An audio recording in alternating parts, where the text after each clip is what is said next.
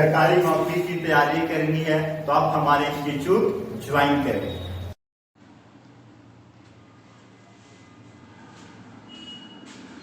जय हिंद दोस्तों, आज हम लोग हिस्ट्री का सेकेंड लेक्चर का बात करते हैं और क्या चल रहा था, प्राचीन इतिहास। तो प्राचीन इतिहास में मैंने बात कर लिया था, क्या बात कर लिया था, हिस्ट्री, जिसे हम क्या कहते हैं हिंदी में इतिहास कहते हैं। हिंदी में क्या कहते हैं हम लोग बाबू, इसे इतिहास कहते हैं। तो आपको याद होगा कि पिछले क्लास में मैंने बात किया था किसका, इतिहास का, कि इतिहास किसे कहते हैं।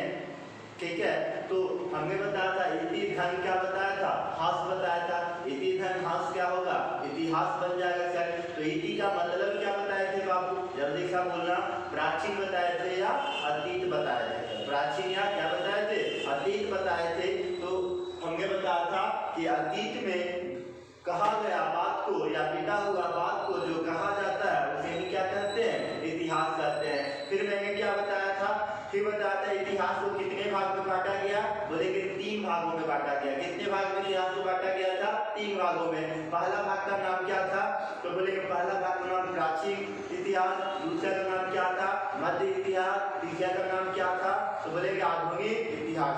उसके बाद मैंने आपको एक चीज और बताया था कि प्राचीन इतिहास को कितने भागों में बांटा गया है। तो प्राचीन इतिहास को हमने 2 भागों में बांटा है सर। कौन कौन से भाग में बांटा है, तो प्राचीन इतिहास को सर एक पूर्व पाषाण काल और एक नवपाषाण काल। पूर्व पाषाण काल में कौन रहा करते थे, बोले आदि मानव लोग रहा करते थे। पूर्व पाषाण में क्या खोजा गया, आज हम लोग बात कर लेते हैं सर पूर्व पाषाण के बारे में भी। तो हमारा प्राचीन इतिहास में सर आ गया कौन, प्रागैतिहासिक काल। प्रागैतिहासिक काल में कितने टाइप हो गए, 2 टाइप हो गए। फिर उसके बाद हम लोग सर मध्यकालीन में बात करते हैं। मध्यकालीन में क्या था कि उसमें भी पढ़ना था 2 सभ्यता। एक सभ्यता का नाम क्या था, सिंधु सभ्यता। दूसरा सभ्यता का नाम क्या था, वैदिक सभ्यता नाम था। तीसरा जो बात आता है कौन सा था, आधुनिक। आधुनिक में हमने क्या बताया था कि अभी जो हम लोग जी रहे हैं जो जिंदगी में, वो क्या है सर, एक आधुनिक है। जैसा आदमी वैसा हम लोग क्या करते हैं, प्रयोग करते हैं अपनी भाषा को। अगर कोई दोस्त मिल जाता है तो उसके दोस्त की तरह बात करते हैं। अगर कोई अलग मिल जाते हैं उसके साथ हम क्या करते हैं, अलग तरीके से क्या करते हैं, बात करते हैं सर। अपना रहने का, खाने का, पीने का सारा स्टाइल सर हमारा कौन सा है, आधुनिक इतिहास का देन है सर। तो हम लोग बात करते हैं, यहाँ तक तो मैंने निकाल दिया था। अब प्राचीन इतिहास स्टार्ट किया था मैंने, क्या स्टार्ट किया था, प्राचीन इतिहास। तो प्राचीन इतिहास हमने स्टार्ट किया था। तो प्राचीन इतिहास के बारे में हम लोग देखते हैं बाबू कि प्राचीन इतिहास के बारे में क्या देखेंगे कि प्राचीन इतिहास में, कि प्राचीन इतिहास में सर उसका स्रोत, प्राचीन इतिहास का स्रोत क्या था, प्राचीन इतिहास का स्रोत क्या था। तो प्राचीन इतिहास का स्रोत मुख्यतः 4 प्रकार से माना गया है। कितने प्रकार से बोलेंगे, 4 प्रकार से माना गया है सर। पहला जब पूछा जाएगा तो क्या बोलोगे, पहला बोलोगे सर कि पहला होता है कौन सा ग्रंथ, धर्म ग्रंथ होता है। पहला कौन सा होता है सर, धर्म ग्रंथ। दूसरा कौन होगा सर, बोलोगे ऐतिहासिक ग्रंथ। दूसरा कौन होगा बाबू, बोलोगे ऐतिहासिक ग्रंथ। तीसरा कौन बोलोगे बाबू, बोलोगे विदेशियों का विवरण। विदेशियों का विवरण बोलोगे, विवरण। विदेशियों का क्या बोलोगे, विवरण बोलोगे। चौथा क्या बोलोगे बाबू, पुरातत्व संबंधी साक्ष्य। पुरातत्व संबंधी साक्ष्य पढ़ोगे, पुरातत्व संबंधी साक्ष्य। ये प्राचीन इतिहास को कितने वर्ग में बांटा गया, 4, मतलब बांटा नहीं गया, इसे बोलेंगे टीचर प्राचीन इतिहास का स्रोत जो है वो 4 भागों से हम लोग क्या करते हैं, प्राप्ति करते हैं। पहला का नाम जल्दी से बोलना, क्या होगा, धर्म ग्रंथ। दूसरा का नाम क्या होगा, बोलेंगे ऐतिहासिक ग्रंथ। तीसरा का नाम क्या बोलेंगे, बोलेंगे विदेशियों का विवरण। चौथा क्या बोलेंगे, बोलेंगे पुरातात्विक संबंधी साक्ष्य बोलेंगे, पुरातात्विक संबंधी साक्ष्य बोल देंगे। ये 4 प्रकार से सर हमारा प्राचीन इतिहास का क्या स्रोत मिलता है। तब आती है सर कि धर्म ग्रंथ और ऐतिहासिक ग्रंथ के अंतर्गत कौन आते हैं सर, ये दोनों सर मिलता जुलता है।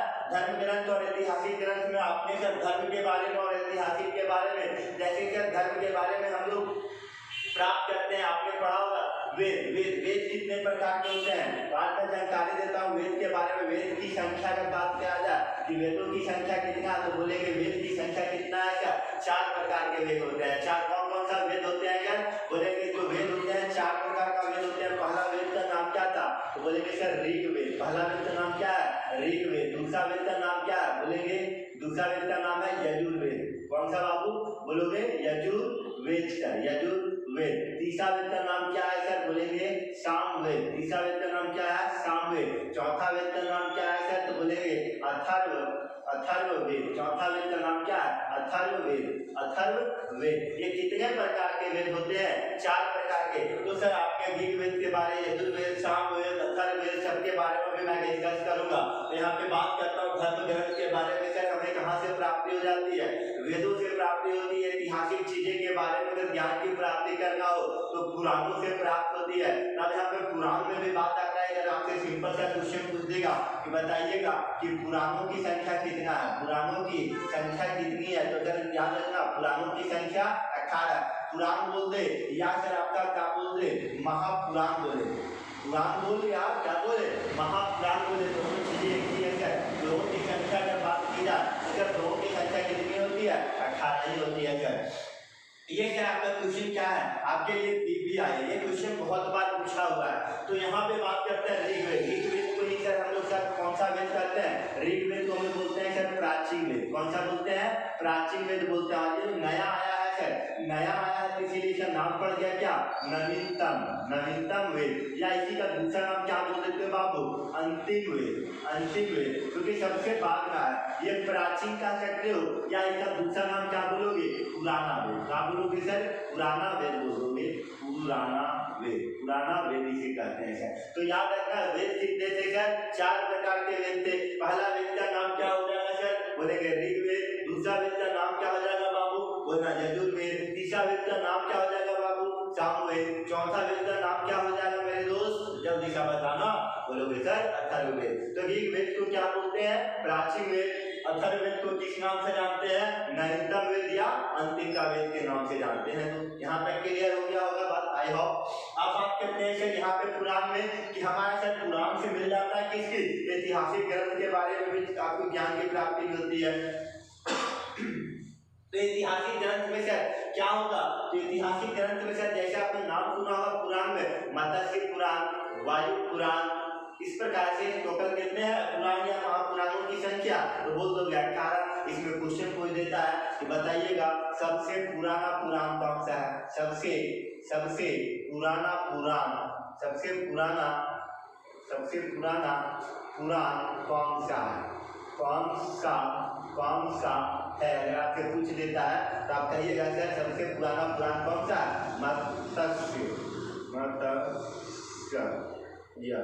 मत्स्य पुराण। सबसे पुराना पुराण कौन से हो जाएंगे? बोलेंगे मत्स्य पुराण हो जाएगा। कौन सा हो जाएगा? मत्स्य पुराण हो जाएगा। आई होप यहाँ तक आपकी क्या हो गई होगी? क्लियर हो गई होगी।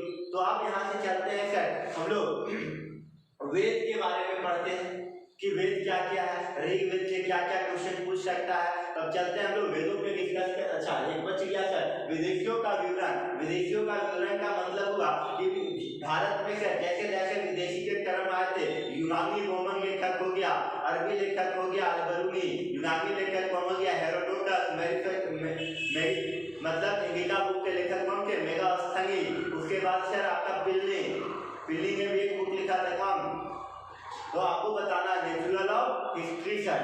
तो आगे बात करते हैं सर, देखते हैं आगे क्वेश्चन को करते हैं। उसके बाद एक आता है क्या सर? पुरातात्विक संबंधित साक्ष्य। पुरातात्विक संबंधित साक्ष्य में हम लोग सर पुराना जमाने का जो प्रमाण, साक्ष्य का मतलब होता है प्रमाण और संबंधित का मतलब उससे रिलेटेड किसी भी चीज का पुराने जमाने का समय का जो साक्ष्य की प्राप्ति होती है उसे ही क्या कहते हैं? पुरातात्विक संबंधित साक्ष्य के नाम से हम लोग क्या करते हैं? जानते हैं। तो पहला हमने क्या पढ़ा सर? फटाफट बोलना। धर्म ग्रंथ। धर्म ग्रंथ में धर्मों के बारे में क्या करते हैं? ऐतिहासिक की जानकारी प्राप्त होता है। ऋग्वेद, सामवेद, दूसरा यजुर्वेद, तीसरा सामवेद और आखिरी क्या होगा?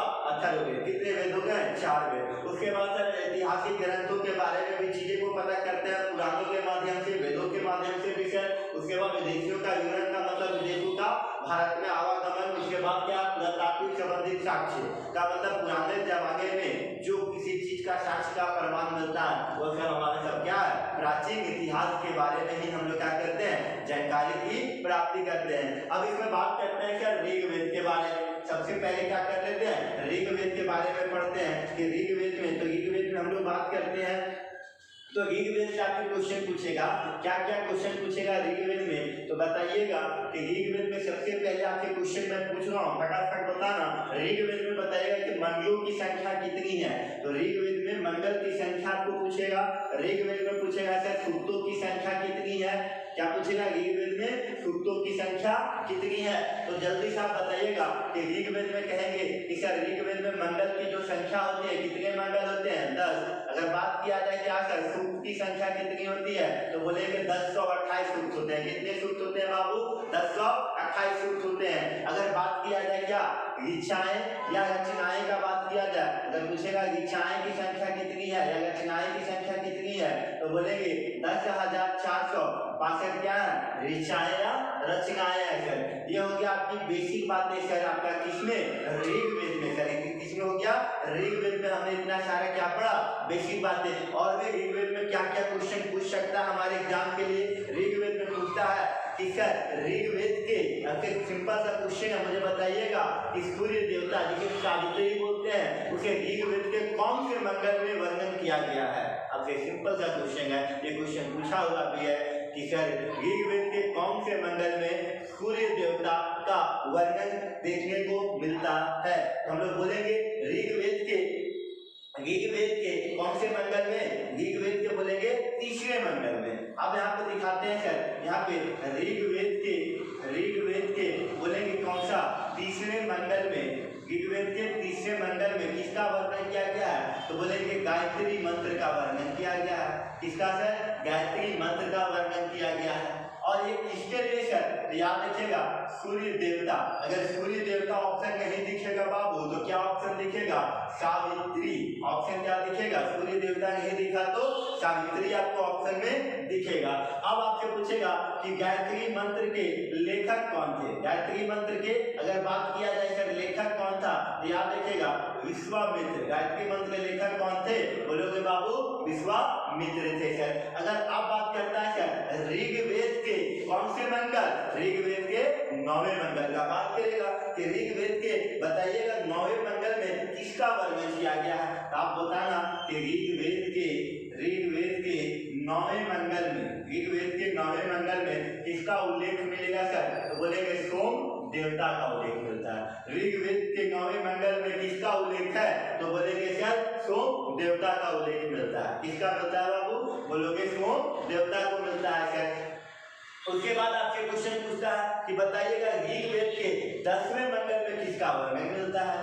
ठीक है, तो याद रखना मेरे दोस्त, ये ऋग्वेद है, ये ऋग्वेद के 10वें मंडल में किसकी उल्लेख मिलती है, तो बोलेंगे ऋग्वेद के 10वें मंडल में पुरुष सूक्त या इसी को बोलते हैं सर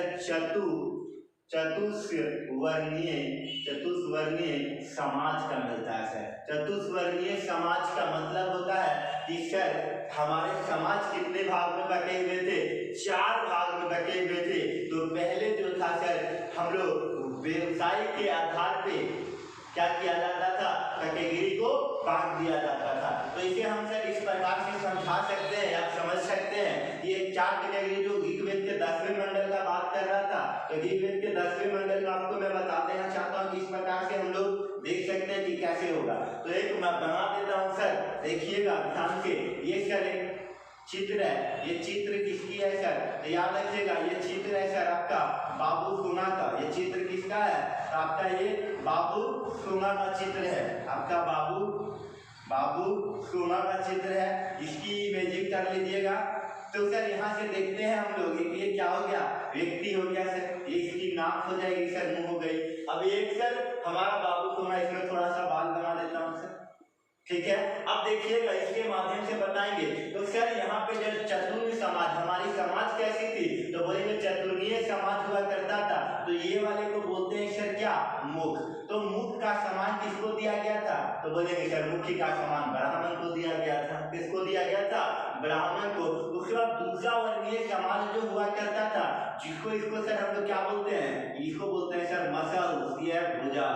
ये कौन सी है बाबू, बोलेंगे सर ये भुजा है। और भुजा से मतलब क्या होता था, क्षत्रिय हुआ करते थे। भुजा में कौन होते थे? क्षत्रिय लोग को दिया गया था। उसके बाद कौन हुआ करता था? सर आपके पास ये वाली आपकी क्या हो जाएगी? ये आपकी जांघ हो जाएगी। और जांघ के समान किसको दिया गया था? शूद्र दिया गया था। अब सर ये शूद्र है क्या? शूद्र में हम जानते क्या क्या है?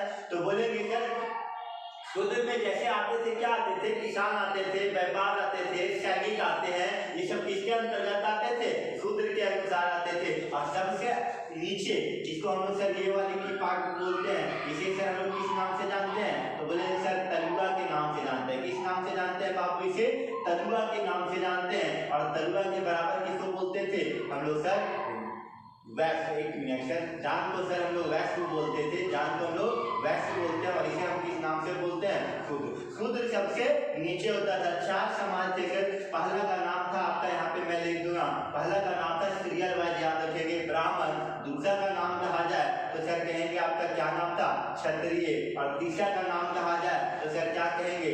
वैश्य कहते हैं। और चौथा को क्या कहते हैं हम लोग? शूद्र के नाम से जानते हैं सर। चौथा को हम लोग किस नाम से जानते हैं? शूद्र के नाम से जानते हैं। तो कितने भाग में? 4 भाग में। तो मुख के समान कौन हुआ करते थे? ब्राह्मण। भुजा के समान कौन हुआ करते थे? बोलेंगे क्षत्रिय हुआ करते थे सर। अगर बात किया जाए जांघ के समान कौन होता था? वैश्य होता था। अगर बात किया जाए सर तलुआ के समान किसको? शूद्र। शूद्र सबसे नीचे तबके के लोग होते थे। यह सर हमारा व्यवसाय के हिसाब से पहले कैटेगरी को क्या किया गया था? बांटा गया था। फिर आगे पढ़ाएंगे वैदिक सभ्यता के उत्तर वैदिक काल में से जाकर के, तो उत्तर वैदिक काल में जन्म के आधार से क्या किया गया? कैटेगरी को बांटा गया है सर। तो यहाँ तक आई होप आपको समझ में आ गई होगी सर वैदिक सभ्यता में। तो वैदिक सभ्यता में सर ये आपकी इंपॉर्टेंट थी। यहाँ से क्वेश्चन पूछता है, आप इसे क्या करेंगे? अच्छे से एक बार स्टडी कर लेंगे। इसमें सर 1-2 क्वेश्चन और आ है, सबसे इंपॉर्टेंट क्वेश्चन है। क्या है सर? तो बताइएगा। तो याद रखिएगा सर, अग्नि के लिए क्वेश्चन पूछेगा। अग्नि के लिए बताना बाबू की गिच्चाओं की संख्या कितनी है? तो बोलिएगा कि अग्नि के लिए गिच्चाओं की संख्या कितना होता है सर? बोलिएगा 2। अगर बात करेगा कौन सा? इंद्र भगवान के लिए, इंद्र भगवान के लिए गिच्चाओं की संख्या कितना है? तो बोल दीजिएगा इंद्र भगवान के लिए गिच्चाओं की संख्या कितनी हो जाएगी सर? बोलेंगे कि कितना हो जाएगा? बोलो बोलो 250 हो जाएगा सर। कितना हो जाएगा? 250। अग्नि के लिए 200, मंगल की संख्या 10, शुक्र की संख्या 1028, विचार की संख्या 10,462। आई होप याद हुआ कि नहीं हुआ? याद हो गया ना?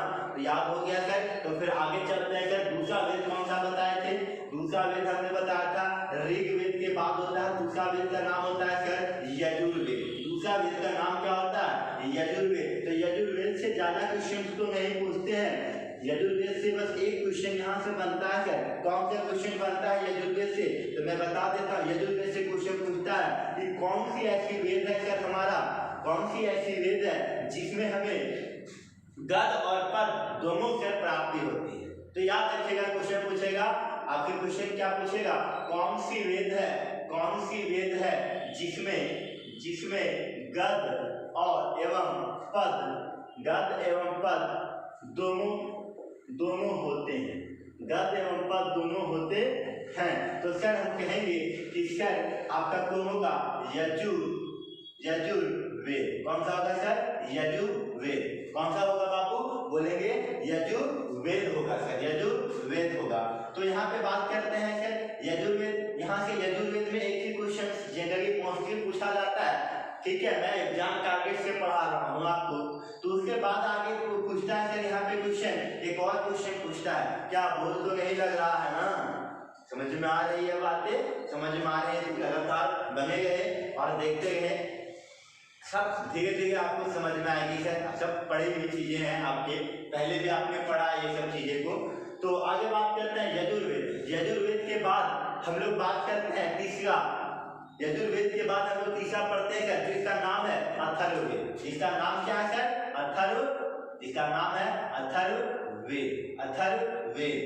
अथर्ववेद। तो अथर्ववेद में सर ये तो सर आखिरी हो जाएगा। उससे पहले सर अथर्ववेद से पहले कौन सा वेद था? बोलेंगे सर सामवेद। कौन सी वेद थी?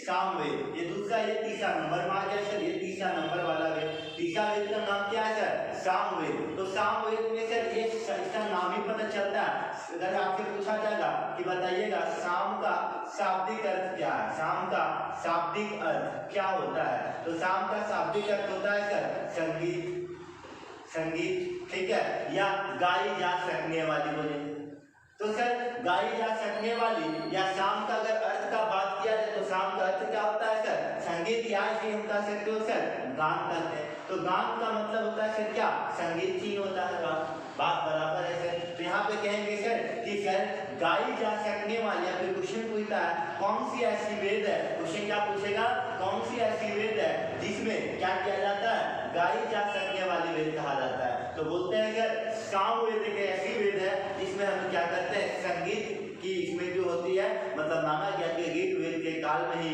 क्या हुआ था संगीत की प्रचलन आपका शुरुआत हो गई थी, किसका शुरुआत हो गई थी, संगीत की शुरुआत हो गई थी।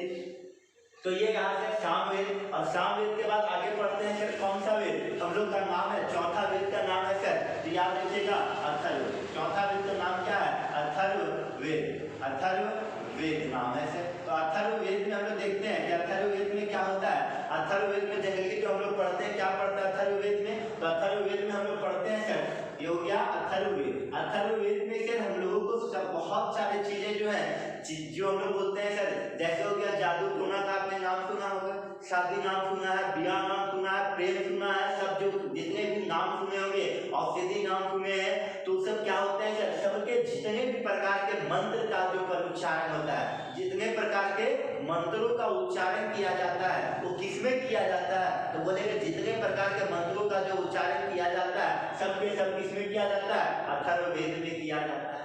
आप देखते हो कि जब शादी ब्याह होता है तो मंत्र पढ़ते हैं पंडित जी, है ना, जादू टोना किसी को करवाना है सर, जैसे कभी कभी नौजवान में देखता बोलता है कि ना ये मेरे बीवी का बच्चा नहीं हो रहा है, तो क्यों नहीं हो रहा, गाय क्या किया उसको जादू टोना कर दी है, तो जादू टोना कर देना तो सर उसके लिए भी क्या होता है हर एक चीज के लिए बनता है। आपके गाँव घर में आते होंगे कौन जादूगर, आपको दिखाते होंगे कागज से क्या बना देते हैं रुपया बना देते हैं, तो क्या है सर उसके पास जादू है, तो उसके लिए भी उन्होंने क्या किया मंत्र का प्रयोग किया। तो जितने प्रकार के मंत्र का जो प्रयोग किया जाता है वो किसके अंतर्गत आते हैं मेरे दोस्त, तो बोलते हैं सर वो किसके अंतर्गत आते हैं अथर्ववेद के अंतर्गत आते हैं।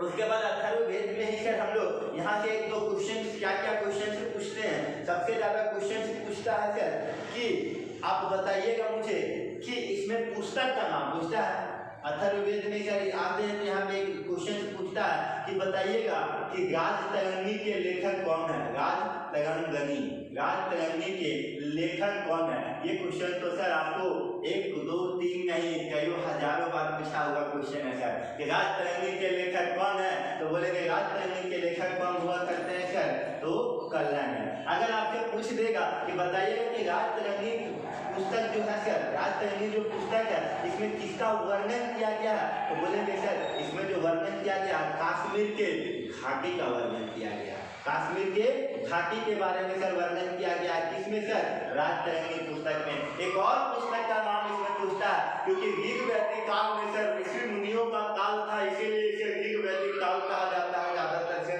तो ऋग्वैदिक काल में अगर पूछेगा कि उस समय एक जो पुस्तक लिखी गई थी सबसे पहला पुस्तक कौन सा लिखा गया था, किस भाषा में लिखा गया था, तो याद रखिएगा संस्कृत में सबसे पहले जो पुस्तक लिखी थी जिस पुस्तक का नाम क्या है सर अष्टाध्यायी। तो क्वेश्चन क्या पूछता है सर, क्वेश्चन आपसे पूछता है यहाँ पे क्वेश्चन पूछेगा अष्टाध्यायी, अष्टाध्यायी के लेखक कौन है, अष्टाध्यायी के लेखक कौन है, तो बोलेंगे बाबा पाणिनि, कौन है पाणिनि है सर। पूछ देता है कि अष्टाध्यायी किस भाषा में लिखा गया था, अष्टाध्यायी किस भाषा में लिखा गया था, तो बोलेगा अष्टाध्यायी सर आपकी कौन सी भाषा में लिखी गई थी, संस्कृत में लिखा गया था, किसमें संस्कृत में। अच्छा सिंपल से क्वेश्चन है मेरे दोस्त, बता देगा कि इतिहास के पिता कौन थे, इतिहास के पिता कौन है, तो इतिहास के पिता कौन है जल्दी सा बताना। तो इतिहास के पिता और पिता को ही क्या कहा जाता है जनक, जनक का मतलब होता है जानने वाला। तो आपके खौल का नाम के बारे में कौन जानेंगे,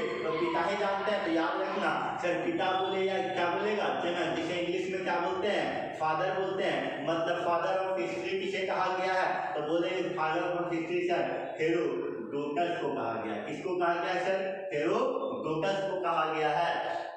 और इसीलिए बोला गया है दोस्तों कि अगर अच्छे से नहीं पढ़ेंगे, इसीलिए इस पे हमें बोलना चाहेगा कि आग लगा दो पानी में उसे जवानी कहते हैं, और छीन लो सिलेक्शन उसे एक कहानी कहते हैं। अगर अपने माँ बाप के लिए कुछ करना चाहते हैं तो जगिए और कुछ करिए।